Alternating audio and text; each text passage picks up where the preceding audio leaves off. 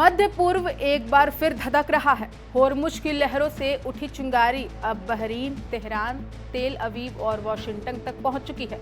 दावा है कि अमेरिकी अपाचे हेलीकॉप्टर होर्मुज स्ट्रेट के पास गिरा।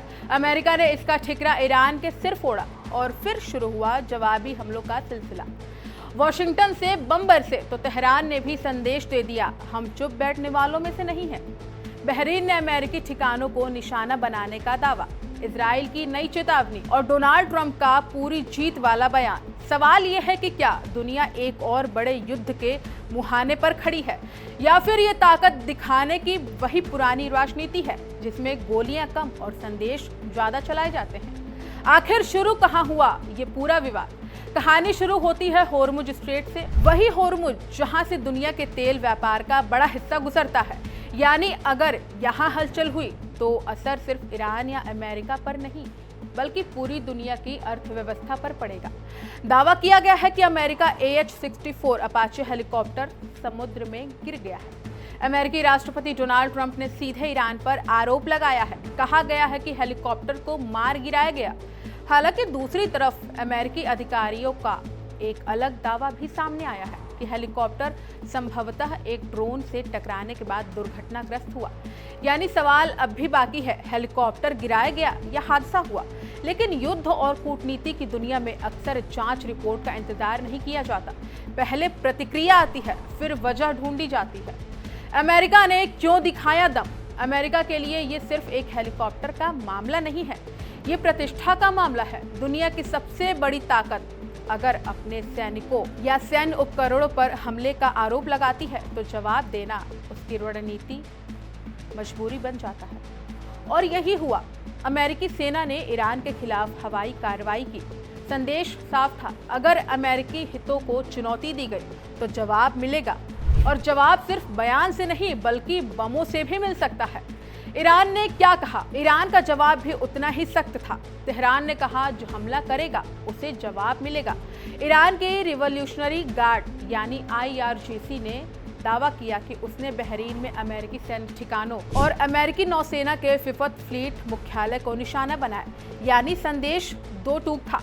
अगर अमेरिका हमला करेगा तो लड़ाई सिर्फ ईरान की जमीन तक सीमित नहीं रहेगी। खाड़ी क्षेत्र में जहां जहां अमेरिकी मौजूदगी है वहां वहां जवाब पहुंच सकता है।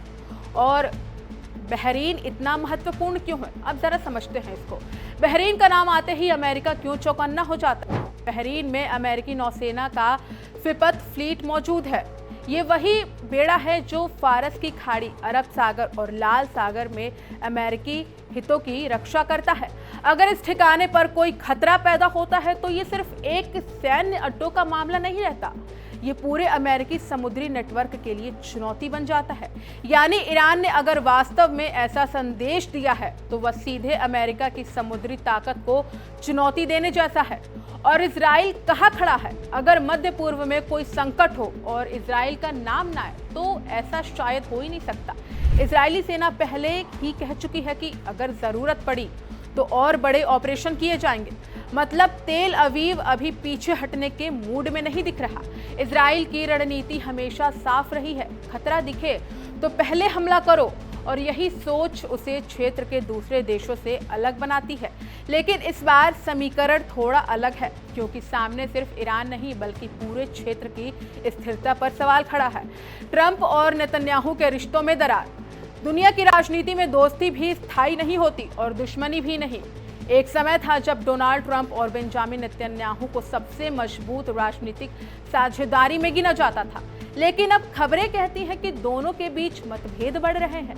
कहा जा रहा है कि ट्रंप नहीं चाहते कि हालात इतने बिगड़े कि अमेरिका सीधे बड़े युद्ध में फंस जाए। वहीं नेतन्याहू का फोकस सुरक्षा और सैन्य दबाव बनाए रखने पर है। अगर ये मतभेद बढ़ते हैं तो इसका असर सिर्फ अमेरिका इजराइल पर नहीं बल्कि पूरे मध्य पूर्व की राजनीति पर पड़ेगा। और सबसे बड़ा डर तेल का। जब भी होर्मुज स्ट्रेट का नाम खबरों में आता है दुनिया के बाजार कांपने लगते हैं। कारण साफ है, दुनिया का बड़ा तेल व्यापार इसी रास्ते से गुजरता है। अगर यहाँ तनाव बढ़ा तो जहाजों की आवाजाही प्रभावित होगी या किसी तरह की नाकेबंदी हुई तो सबसे पहले तेल महंगा होगा। और अगर तेल महंगा हुआ तो महंगाई बढ़ेगी। यानी दिल्ली से लेकर लंदन तक, मुंबई से लेकर न्यूयॉर्क तक हर जेब पर असर पड़ सकता है। क्या तीसरे विश्व युद्ध जैसी स्थिति है? सोशल मीडिया पर हर संकट के बाद एक शब्द ट्रेंड करने लगता है, वर्ल्ड वॉर। लेकिन हकीकत थोड़ी अलग है। बड़े देश युद्ध चाहते कम है, दबाव बनाना ज्यादा चाहते हैं।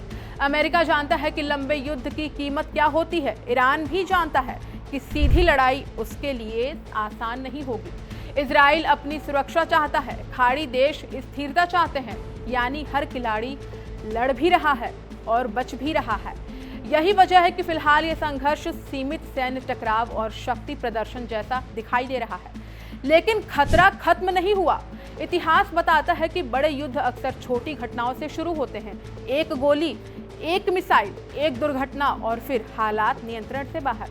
आज भी सबसे बड़ा खतरा यही है। अगर किसी हमले में बड़ी संख्या में सैनिक मारे गए, अगर किसी तेल टैंकर पर हमला हुआ, अगर किसी देश ने गलत आकलन कर दिया, तो हालात तेजी से बदल सकते हैं। मध्य पूर्व एक बार फिर उबल रहा है। वॉशिंगटन ताकत दिखा रहा है। तेहरान जवाब देने की बात कर रहा है।